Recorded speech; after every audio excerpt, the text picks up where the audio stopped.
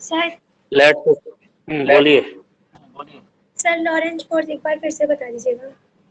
अच्छा, Lorentz force is the force experienced by any charged particle when it moves inside a magnetic field। मतलब ये है कि जब भी कोई चार्ज पार्टिकल किसी मैग्नेटिक फील्ड पर वर्क करेगा तो उस पर दो फोर्स होंगे, इलेक्ट्रिक फोर्स और मैग्नेटिक फोर्स। तो दोनों का जो समेशन होता है वही लॉरेंज फोर्स होता है। और कुछ? No sir. अभी बाद में आना, आधे घंटे बाद।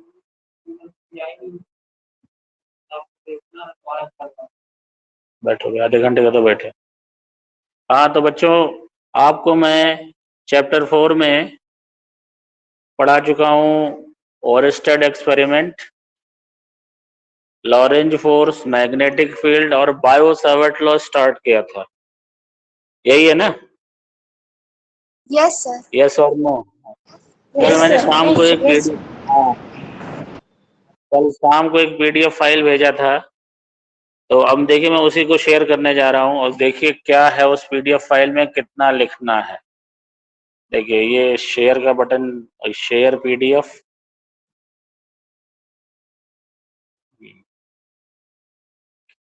ये आप लोगों को दिखाई पड़ रहा है ना? Hello?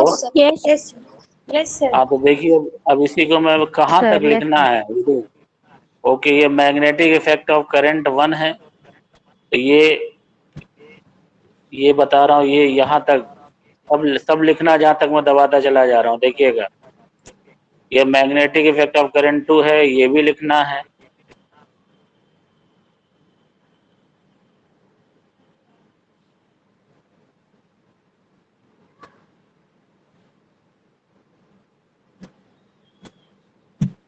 Magnetic effect of current 3 भी लिखना है।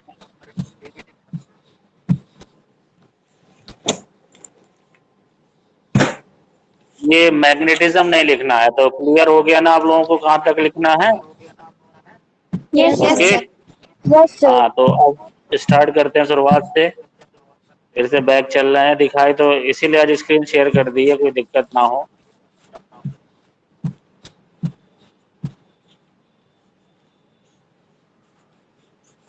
ये देखिए शुरुआत है, इसमें से Lorentz magnetic force, Fleming left hand rule, ये आपने पढ़ा है। तो बायो-सावर्ट लॉ पे सीधे चलते हैं। देखिए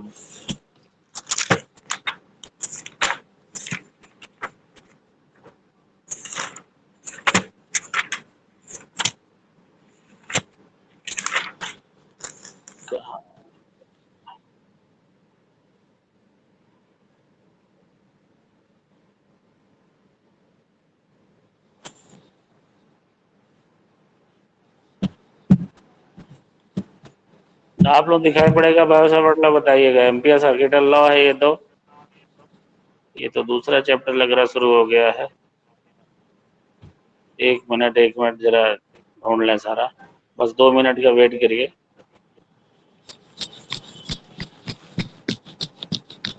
ये सब लोग जरा अपने अपने माइक को ऑफ कर लें, क्योंकि सुनाई पड़ रही है आवाजें बाहर से मुझे।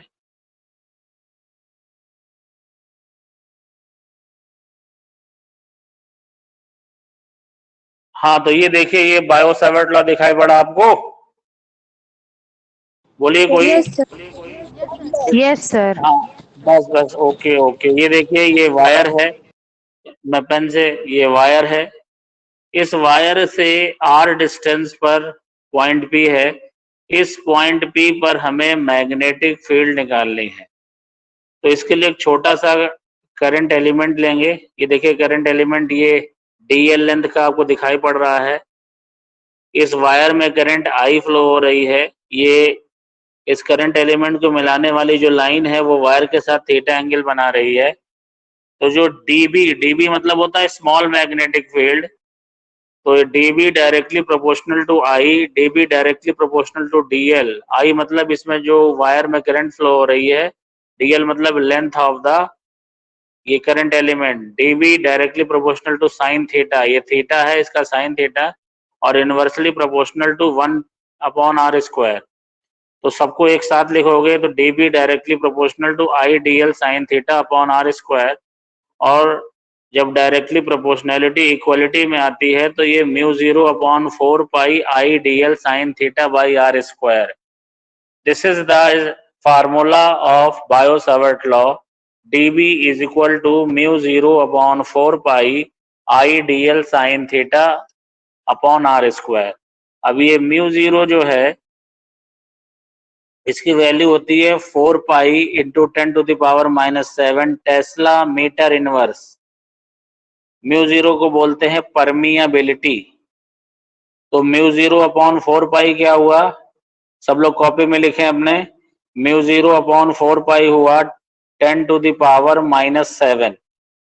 अभी देखिए इसी में नीचे लाइन में लिखा हुआ है करंट एलिमेंट की definition, current element is a vector quantity whose magnitude is the vector product of current and length of the small element having the direction of flow of current। यानी vector product है, किसका vector product है, current का, और जो उस current element की length है उसका लेंथ नापना है डायरेक्शन ऑफ करंट में। और μ0 को बोलते हैं परमिएबिलिटी। परमिएबिलिटी जो है ये बिल्कुल परमिटिविटी की तरह है। देखिए अब यहाँ देखिए पीछे वाले फिगर में यहाँ P पर क्रॉस बना हुआ है, ठीक है, P पर जो क्रॉस बना हुआ है तो ये दो तरह की मैग्नेटिक फील्ड है। इससे पीछे और चलें तो और स्टेट एक्सपेरिमेंट आ गया। हाँ, ये क्रॉस मैग्नेटिक फील्ड की वैल्यू जो है और डॉट भी हो सकती है। तो मैं आपको स्क्रीन शेयर बंद कर रहा हूँ, ये कैमरे से आने दीजिए, मेरे हाथ को देखिएगा, जो मैं अपने हाथ से आपको दिखा रहा हूँ। ये ऐसा है, ये इधर से दूर आपको दिखाई पड़ रहा है, ये जो थंब है ये करंट की डायरेक्शन को शो कर रहा है, और फैली हुई उंगलियां उस पॉइंट को इंडिकेट कर रही हैं जहां पर हमें मैग्नेटिक फील्ड की वैल्यू निकालनी है। तो इस हाथ से थप्पड़ मारने की दिशा, चाटा मारिए, ये चाटा मारने की दिशा जो होगी वो कहलाएगी डायरेक्शन ऑफ मैग्नेटिक फील्ड। तो इसको सब लोग सीखें दूर से। इस तरह आपको स्क्रीन पे हाथ दिखाई पड़ रहा है, राइट हैंड थंब ही लेना है, और इस राइट हैंड थंब को इस तरह से रखना है कि ये चारों उंगलियां और अंगूठा एक दूसरे के म्यूचुअली परपेंडिकुलर, और ये अंगूठा जो है ये हमेशा करंट के डायरेक्शन में रहेगा। ये जो उंगलियां हैं फैली हुई ये उस पॉइंट की ओर इंडिकेट करेंगी जिस पर आपको मैग्नेटिक फील्ड की वैल्यू निकालनी है। तो हथेली से चाटा मारने की जो डायरेक्शन होगी वो आपकी डायरेक्शन मैग्नेटिक फील्ड की होगी। अब ये दो तरह का एजम्पशन माना जाता है, एक क्रॉस जो आपने देखा फिगर में वो क्रॉस, और दूसरा होता है डॉट। ये देखिए आपको बुक से समझा रहे हैं, या जो आपके सामने टेबल है जिस पर बैठ के आप पढ़ रही हो आप लोग, उस टेबल के परपेंडिकुलर डाउनवर्ड डायरेक्शन होगा। कौन सी डायरेक्शन, परपेंडिकुलर डाउनवर्ड डायरेक्शन होगी। तो उस मैग्नेटिक फील्ड को क्रॉस मैग्नेटिक फील्ड बोला जाता है। अगर डायरेक्शन अपवर्ड होगी तो उस magnetic field co dot magnetic field बोला जाता है। ये क्रॉस मैग्नेटिक फील्ड मतलब जो भी आपका प्लेन है, चाहे कॉपी का प्लेन हो, चाहे ब्लैक बोर्ड का प्लेन हो, या टेबल का प्लेन हो, इसके परपेंडिकुलर डाउनवर्ड होती है, और जो डॉट मैग्नेटिक फील्ड होती है वो परपेंडिकुलर अपवर्ड होती है। तो ये बायो, अब देखिए फिर से स्क्रीन शेयर कर रहे हैं जरा जल्दी से।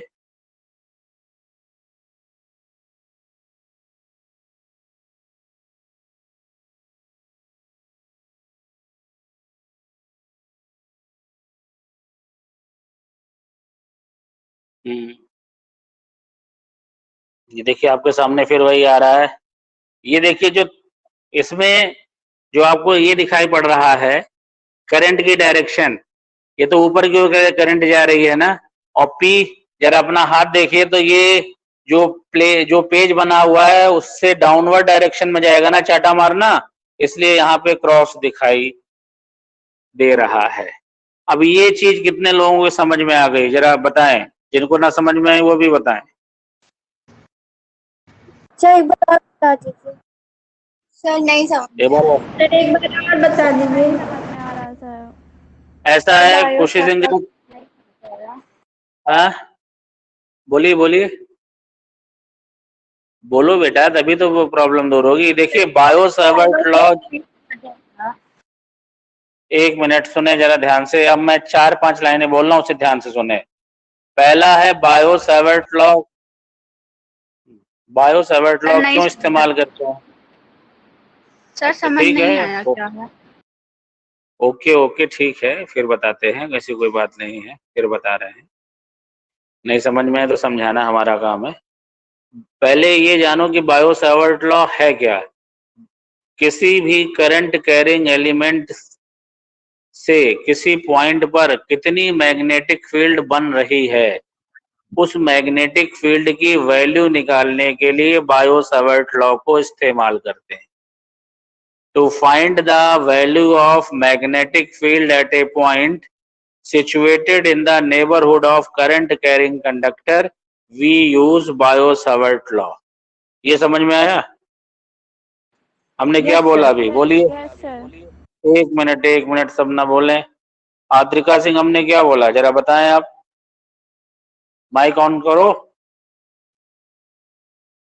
आद्रिका सिंह, सर जो हाँ करंट बोलिए। फ्लो उसमें मैग्नेटिक फील्ड की वैल्यू जो होती है उसको फाइंड करने के लिए इसका यूज किया जाता है किसी पॉइंट पर, ठीक है।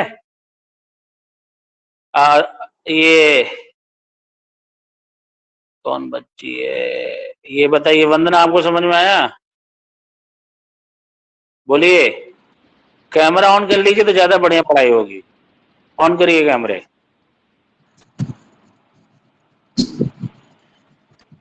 हाँ बोलिए वंदना, बोलिए। बायो-सिवर्ट्स लॉ जो होता है वो हमको बताता है, मतलब कोई करंट कैरिंग कंडक्टर उसके किसी पॉइंट पर मैग्नीट्यूड की उसके वैल्यू किसी बताते पॉइंट पे नहीं, एक मिनट, करेक्ट, उसके किसी पॉइंट पे नहीं, उससे दूर किसी पॉइंट पे, हैं। ठीक है। मतलब ओके ठीक, ओके। अनन्या त्रिपाठी, आपको समझ में आया? सर जो आप फिगर अनन्या, से बता नहीं समझ में आया। क्या चीज, फिर से बोलो। सर जो आप फिगर से बता रहे थे डायरेक्शन की बात, वो नहीं समझ में आई। अभी फिगर जो हमने दिखाया था स्क्रीन शेयरिंग से, यस हाँ सर, यस अच्छा, सर। फिर से देखिए, फिर स्क्रीन शेयर करने जा रहे हैं। ही बता दीजिए, स्क्रीन शेयर से मत पढ़ाइए।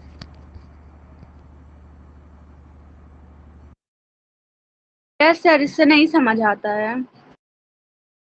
अच्छा ये नहीं समझ में आ बता रहा है, दीजिए।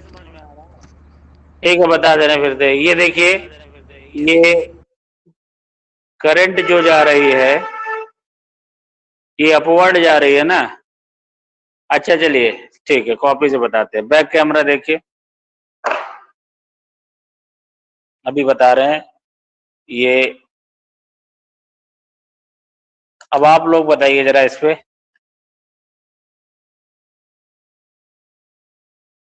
ये करंट आपको दिखाई पड़ रही है सब लोग बच्चों को? यस या नो? अब पॉइंट P नजर आ रहा है?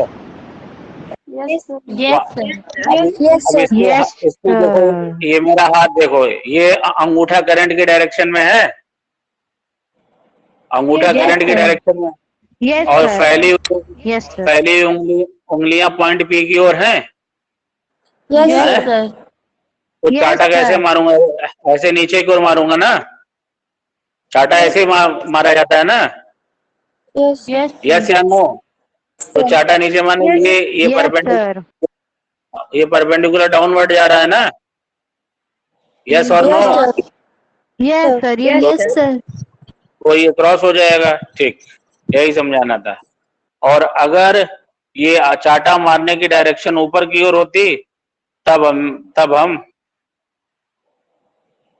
चलिए, तो अब समझ में आएगा ये क्रॉस और डॉट। Yes sir. चलिए ठीक है, तो बायो सेवंथ लॉ का फार्मूला फिर से देखिए। ये सब इसलिए है क्योंकि कभी कभी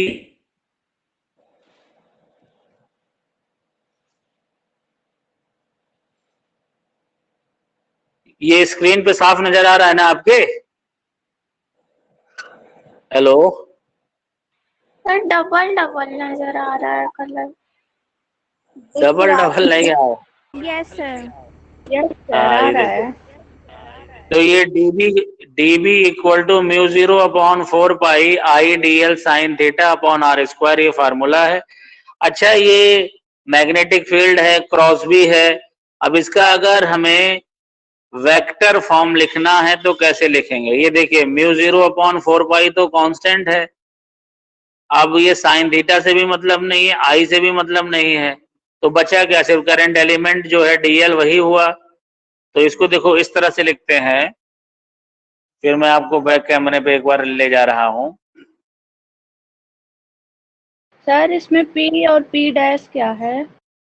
एक मिनट भी पहले ये चीज बता दूं।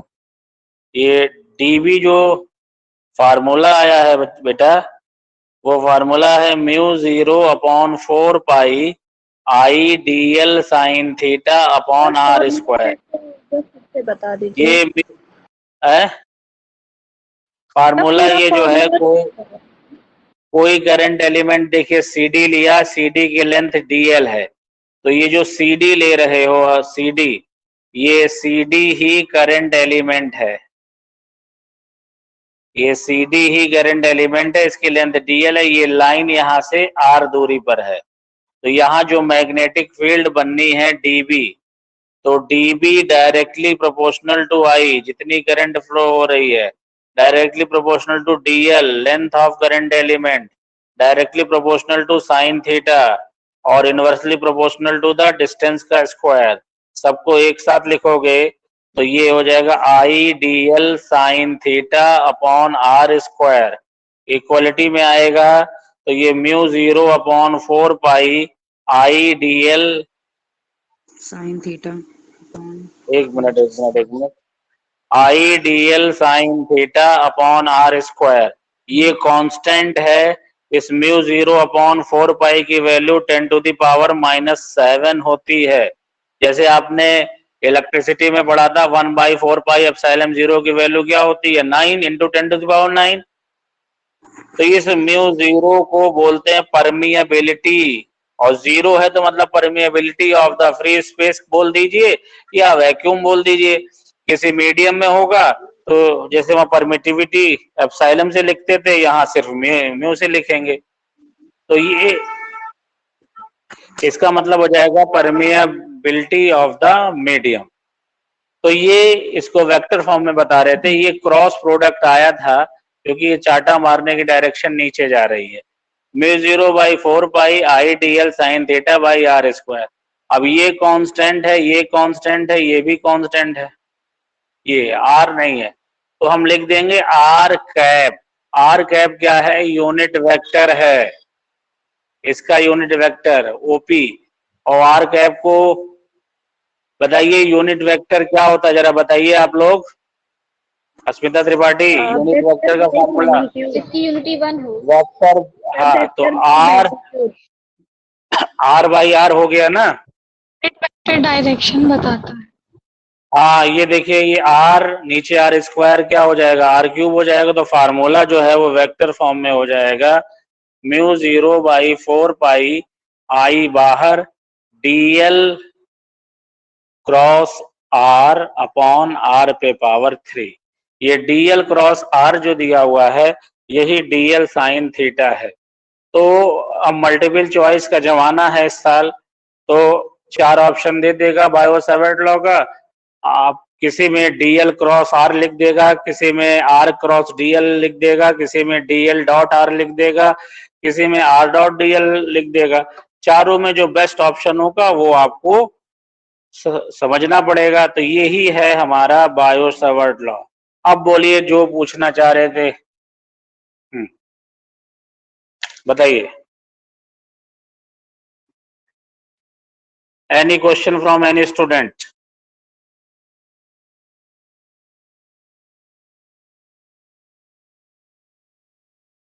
बोलिए। सर वेक्टर फॉर्म दोबारा बता दीजिए। जब मैग्नेटिक फील्ड का डायरेक्शन तो राइट हैंड थंब रूल से भी तो निकाल सकते थे।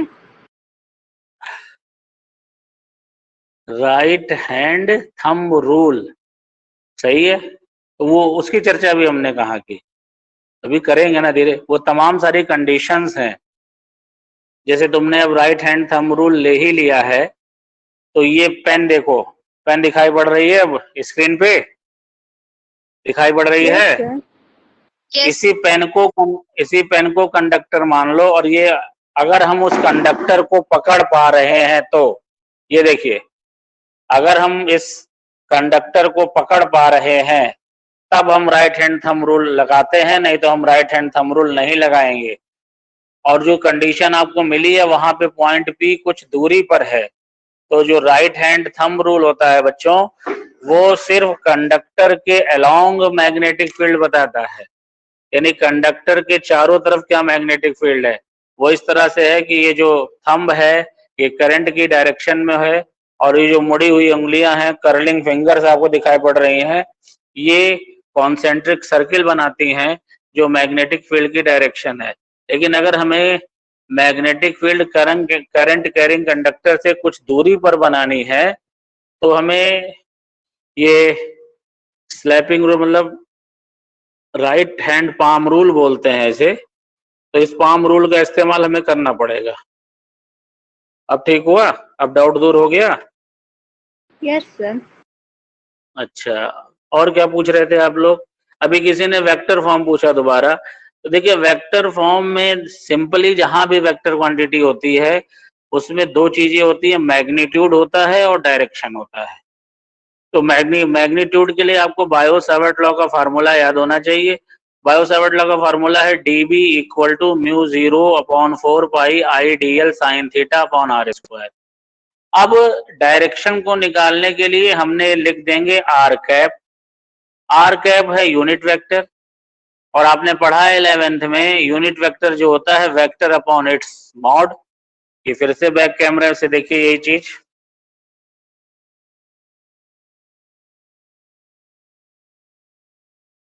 ये देखिए, mu 0 upon 4 pi I dl sine theta upon r square, ये r कैप। r कैप को लिख लिया वेक्टर r अपॉन r, तो नीचे क्या हो जाएगा r स्क्वायर इंटू r पे पावर 3, और ये dl जो करंट एलिमेंट है ये r, तो इसको लिख दिया गया है म्यू 0 अपॉन 4 पाई आई r क्यूब, और ऊपर dl क्रॉस r ही हो जाएगा dl r साइन थीटा। यही है हमारा वेक्टर फॉर्म में बायो सावर्ट लॉ। अब कोई दिक्कत पूछिए। बायो सावर्ट लॉ उसी तरीके से है जैसे इलेक्ट्रिसिटी में कूलॉम्स लॉ है, बहुत इम्पोर्टेंट। इस चैप्टर में दो ही इम्पोर्टेंट है, एक तो ये बायो सावर्ट लॉ है और दूसरा है एम्पियर सर्किटल लॉ। सर ये तो कूलॉम राइट लॉ के हैंड भी सिमिलर है ना? इक्विवेलेंट है।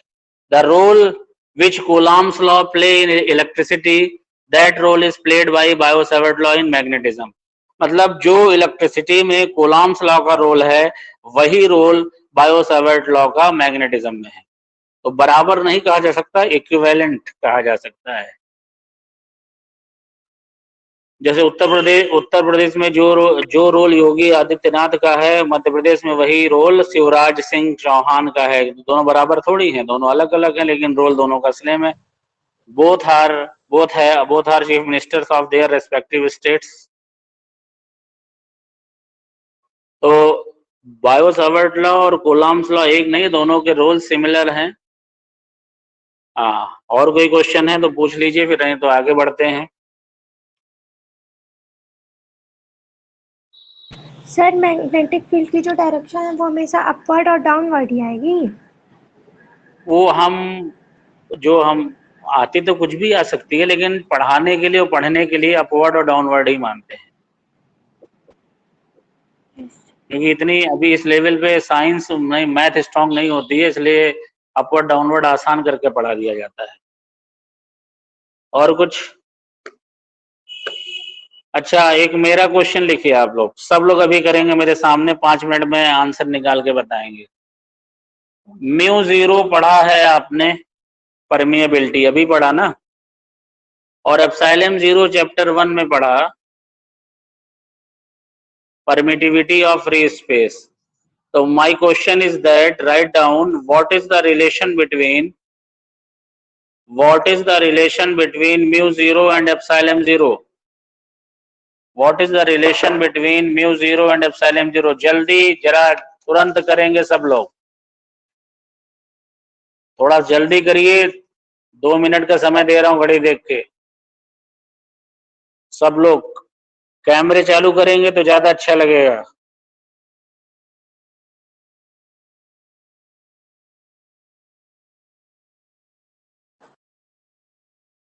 भागना नहीं चाहिए किसी को, कुछ लोग कैमरा ऑफ कर रहे हैं या क्लास लीव कर रहे हैं, ये कोई बहादुरी नहीं है। What is the relation between mu zero and epsilon zero?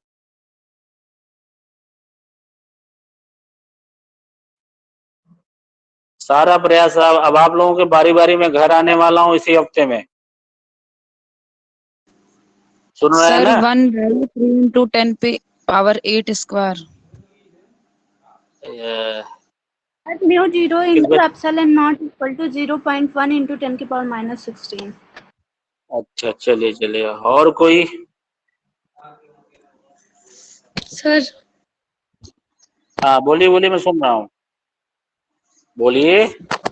Sir mu zero epsilon not is equal to 1/3.0 into 10 to the power 8 metre पर सेकेंड होल स्क्वायर। अच्छा जी, बहुत अच्छे बच्चे, सब बहुत अच्छे बच्चे हैं, सबने अच्छा निकाला है।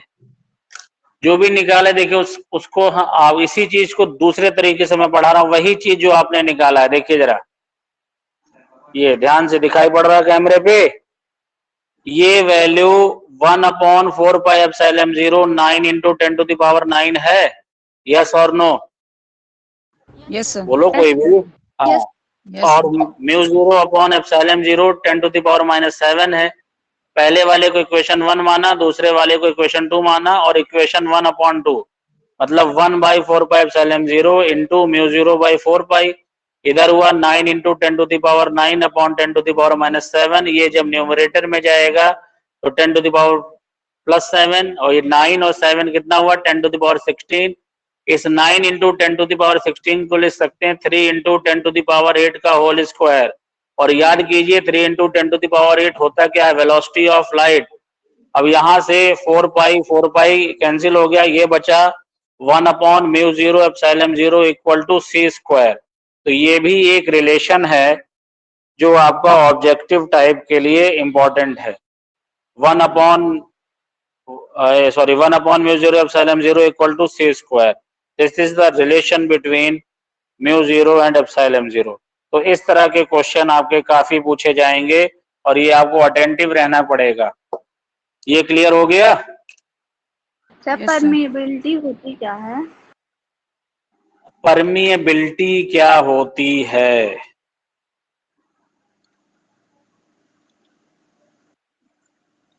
परमिटिविटी का समझ लो भाई है जुड़ा हुआ, और क्या। परमिएबिलिटी ये है कि किसी भी मीडियम में मैग्नेटिक लाइंस ऑफ फोर्स को फ्लो करने के लिए ये प्रॉपर्टी है।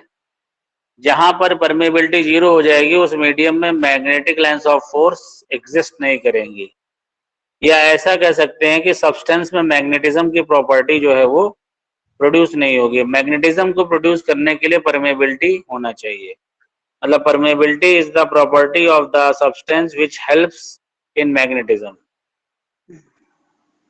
यानी magnetic field line directly proportional होते हैं परमिएबिलिटी के? बिल्कुल बिल्कुल बिल्कुल सही। डायरेक्टली प्रोपोर्शनल क्या होता है, बिल्कुल ये एक दूसरे के साथ साथ चलते हैं दोनों। अभी जब परसों क्लास ले रहे थे तो बोला था धरती पर भी मैग्नेटिक फील्ड है, तब प्रलय की बात बताई थी, तो ये सारी चीजें हर जगह मौजूद रहती हैं।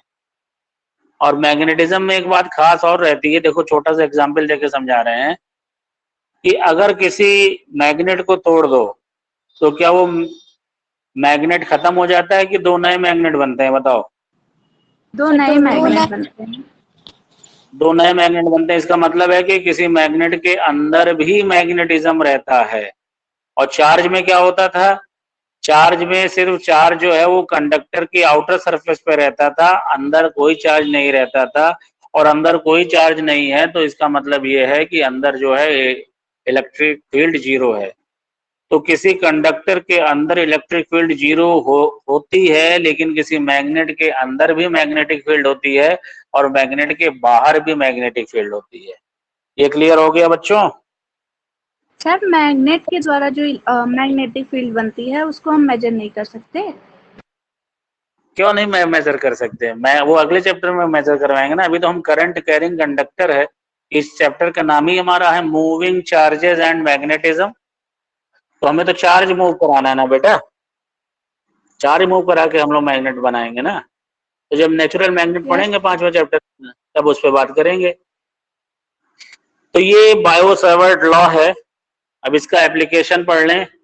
पहले तो बहुत लंबे चौड़े वो नोट्स नहीं भेजा, इसलिए ये पीपीटी बना के भेजी है।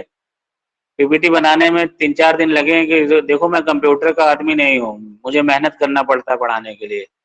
तो ये पीपीटी बनाई है कि जो बच्चों को एमसीक्यू टाइप के लिए हेल्पफुल रहे। ये देखिए फिर से स्क्रीन शेयर करने जा रहे हैं।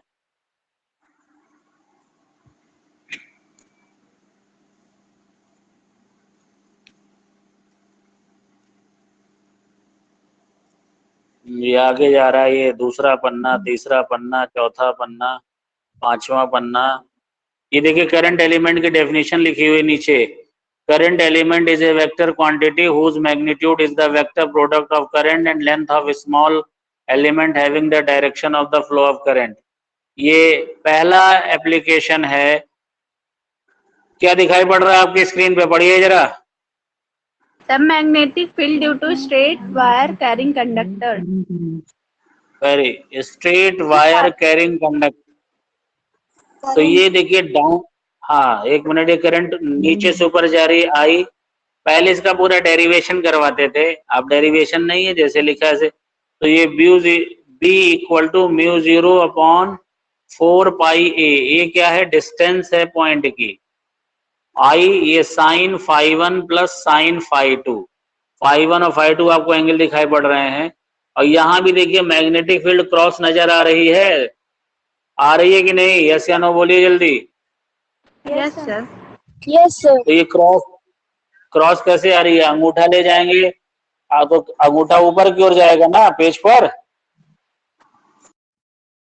Hello, yes sir. ठीक है। अब अगर ये देखो, अगर ये वायर इन्फिनिटी होता, लंबाई बहुत ज्यादा होती, तो क्या चेंजेस होते? ये बताओ। चेंजेस सिर्फ यही होता कि ये लेंथ जो है, डॉटेड लाइन है, डॉटेड लाइन और सीधी हो जाती और सीधी हो जाती और सीधी हो जाती। होते होते ये होता कि फाई 1 और फाई 2 दोनों की वैल्यू 90 मान लेते। साइन 90 कितना होता है? 1, और इधर साइन 91, 1 + 1 2। ये हुआ mu 0 upon 4 pi 2 I by A. ये अगले पेज पे लिखा है, देखिए mu 0 upon 4 pi 2 I by A. ये इस तरह से इनका बना हुआ है डायरेक्शन। ये देखिए दूसरा यूज है magnetic field due to a circular loop carrying current. ये एक लूप है जिसकी रेडियस स्मॉल ए है, इसका सेंटर ओ है, यहाँ से x डिस्टेंस पे कोई पॉइंट है P। तो आपने छोटा करंट एलिमेंट लिया x y, ये मैग्नेटिक फील्ड देखिए dB जा रहा है। इस dB को आपने दो हिस्सों में, dB cos phi, dB sin phi. इसी तरह इसके नीचे भी जो है वो भी dB cos फाई नीचे। तो कुल मिला के dB cos फाई कैंसिल हो जाएगा, dB sin फाई ऐड हो जाएगा, और ऐड होने के बाद फार्मूला हमें ये मिलेगा B equal to mu 0 I a square upon 2 bracket में a square plus x square की पावर 3/2। अब फार्मूले याद रखिए, अब डेरिवेशन याद रखने की जरूरत नहीं है। और सेंटर पे लोगे तो x की वैल्यू 0 हो जाएगी, फार्मूला हो जाएगा म्यू 0 I बाई ए। तो ये आपका दो फार्मूले डिस्कस हुए, एक स्ट्रेट वायर से, एक लूप की वजह से। बोलिए बच्चों, तो ये फार्मूले याद करके लिखने हैं, फार्मूले का डेरिवेशन तो आना नहीं है। फिलहाल जो सूचना है 20-22 जुलाई तक आपके पास सिलेबस भी मिल जाएगा टर्म 1 का, तो जैसा पेपर आ रहा है उसी हिसाब से पढ़ा जाए। हाँ, क्लियर है ना आप लोगों को? सर एक बार और हेलो, बता दीजिए। अच्छा एक बार फिर अब बता देंगे अगले टर्न पे, इसको आप लोग नोट करिए। और बायो-सैवर्ट लॉ का फार्मूला, डायरेक्शन और परमिएबिलिटी की वैल्यू, जो कुछ भी डायमेंशन फार्मूला, ये सब अपने आप कैलकुलेट कीजिएगा। ठीक है बच्चों, और कोई प्रॉब्लम है? जल्दी बोलिए बच्चों।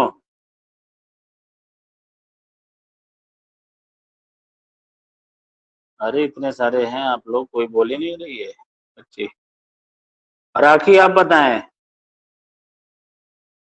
राखी मेरी आवाज सुन? अच्छा, Yes, तो sir. Note magnetic effect of current 3 तक लिखना है सब लोगों को, लिख लीजिए। फिर मंडे को बात होती है, कल तो आपकी क्लास है नहीं, मंडे को क्लास है आप लोगों की। Yes, और sir. कोई दुविधा हो जितने में आज पढ़ाया? अस्मिता त्रिपाठी आप बताएं। No, sir. या अर्पिता सिंह, आप बहुत दिन बाद क्लास में आ रहे हैं क्या आज, कि नहीं क्लास करती थी इधर? Yes, sir. अच्छा, ये श्रुति द्विवेदी आप बताइए, आपको समझ में आ रहा है?